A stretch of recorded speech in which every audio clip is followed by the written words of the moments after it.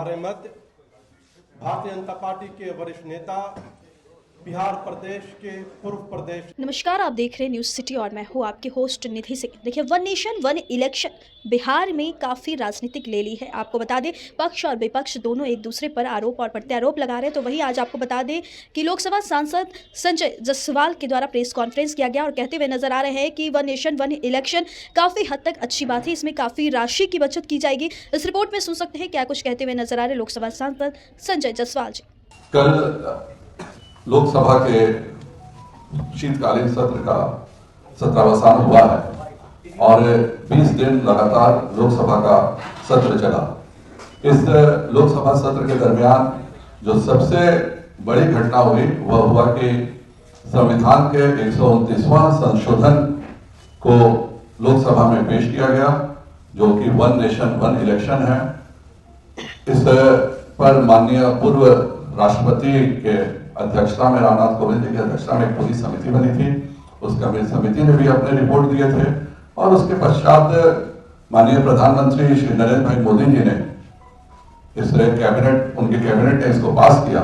यह इस देश का ऐतिहासिक परिवर्तनशील बजट, परिवर्तनशील फैसला सबसे पहले मोदी जी के समय में ही वन नेशन वन टैक्स की अवधारणा हुई और उस समय भी हमारे विरोधी दल जीएसटी को लेकर के बहुत सारे आंदोलन वो करते थे, विरोध करते थे। आज हकीकत यह है कि जीएसटी लगने के कारण विकास भी तीव्र गति से हो रहा है। जो ट्रांसपोर्ट में दो प्रदेशों के बीच में ट्रक हफ्तों तक फंसे रहते थे, आज उनके तेज आवागमन के कारण लगभग 2 लाख करोड़ के हर महीने के कलेक्शन को हम छूने जा रहे हैं। उसी प्रकार दूसरा बड़ा परिवर्तन उन्होंने वन नेशन वन राशन के रूप में दिया। आज भारत का कोई भी, बिहार का कोई भी नागरिक अगर बंबई जा रहा है, दिल्ली जा रहा है, कहीं जा रहा है, तो उसको राशन की सुविधा उसी स्थान पर मिल रही है। यह मोदी जी का फैसला था। और यह जो वन नेशन वन इलेक्शन का भी आया है, मैं सभी अपने राजनीतिक दलों से अनुरोध करूंगा कि इस पर जेपीसी बनी है और जेपीसी में सभी अपने विचार प्रकट करें, पर खुले दिल से इसके बारे में हर दल को विचार करना चाहिए। यह अपने आप में एक बहुत बड़ा संशोधन है और हमारे जो संविधान निर्माताओं ने जब संविधान की रचना की थी, उसके बाद लोकसभा और विधानसभा के चुनाव एक साथ ही होते थे।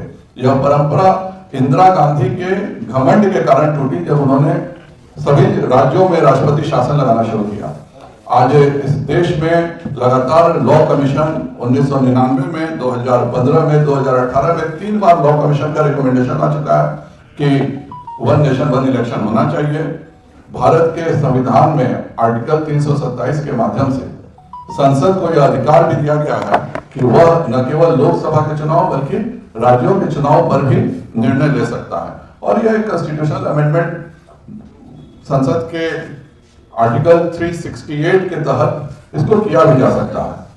बहुत सारे भ्रांतियां इस पर फैलाई जा रही हैं कि कैसे होगा, किस तरह से होगा।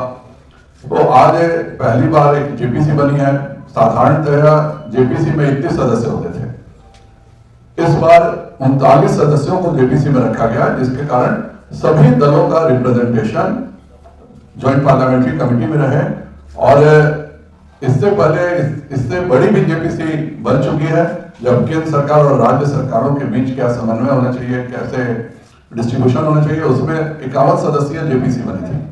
और यह जेपीसी का एक खुले दिल से करना, और मैं देश की आम जनता से भी, बिहार की आम जनता से अनुरोध करता हूं कि वह सब राजनीतिक दलों से इस बात की जरूर चर्चा होनी चाहिए कि अगर एक साथ लोकसभा और विधानसभा के चुनाव होंगे तो बहुत बड़ी राशि बचेगी, सरकार का भी बहुत ज्यादा पैसा बचेगा और उससे भी बड़ा लाभ होगा कि 4.5 साल विकास तीव्र गति से चल सकेगा। अभी क्या होता है, अगर आप बिहार की भी बात करें तो महाराष्ट्र में चुनाव था, उसके पहले हरियाणा में चुनाव था।